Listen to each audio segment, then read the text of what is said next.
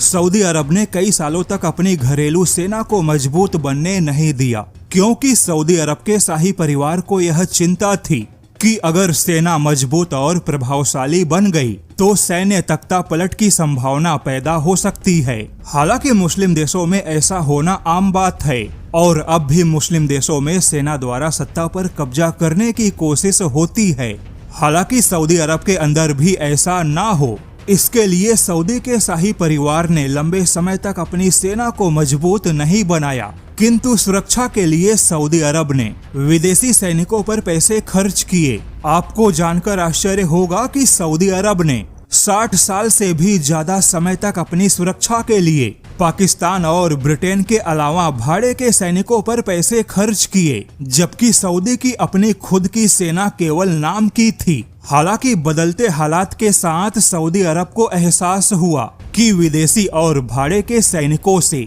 स्थायी सुरक्षा नहीं मिलेगी। ऐसे में सऊदी अरब ने लगभग 2005 के बाद अपनी सेना पर फोकस किया, लेकिन जब सऊदी के क्राउन प्रिंस मोहम्मद बिन सलमान सऊदी की सत्ता में सक्रिय हुए, तब उन्होंने रक्षा ढांचे में बहुत बड़े बदलाव किए और विदेशी सैनिकों के बजाय खुद की सेना को मजबूत बनाने पर फोकस किया। हालांकि मोहम्मद बिन सलमान ने अपनी सेनाओं के लिए दुनिया के सारे महंगे हथियार खरीदे, लेकिन अब भी सऊदी सेना में युद्ध कुशलता की कमी है, क्योंकि सऊदी को यमन में कोई सफलता नहीं मिली। सऊदी की सेना में पाकिस्तान का ट्रेनिंग मॉडल भी फेल हो गया। सऊदी की सेना के पास महंगे हथियार हैं, फिर भी अपने ग्राउंड होल्डिंग को संभाल नहीं पाते। क्लोज कॉम्बैट में सऊदी की सेना बहुत ही कमजोर साबित हुई, जिससे कि सऊदी को अपने वायुसेना के हवाई ताकत पर भरोसा करना पड़ा। तो अब ऐसे में सऊदी अरब के अंदर यह विचार तेजी से बाहर आने लगा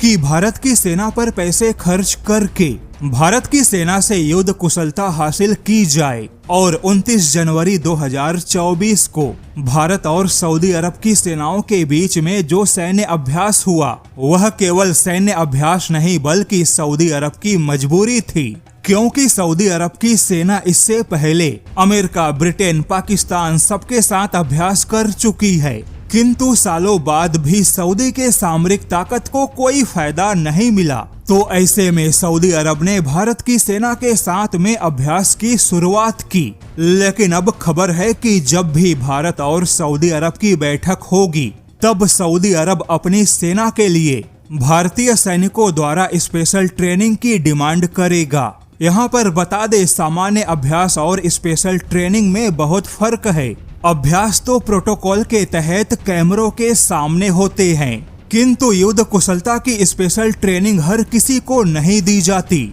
और अब मिडल ईस्ट आई की रिपोर्ट कहती है, सऊदी सेना के टॉप अधिकारी अपनी सुरक्षा नीतियों में भारतीय सेना के स्पेशल ट्रेनिंग को शामिल करना चाहते हैं। और जब अगली बार पीएम मोदी और मोहम्मद बिन सलमान की मुलाकात होगी, तब उस समय सऊदी अरब भारत के सामने स्पेशल ट्रेनिंग की रिक्वेस्ट करेगा। हालांकि भारत यहां पर सऊदी अरब को स्पेशल ट्रेनिंग देने के लिए तैयार हो, इसकी संभावना बहुत ही कम है, क्योंकि सऊदी अरब के साथ भारत का व्यापार भले ही अच्छा है, किंतु डिफेंस के क्षेत्र में भारत और सऊदी के रिश्ते बहुत मजबूत नहीं है।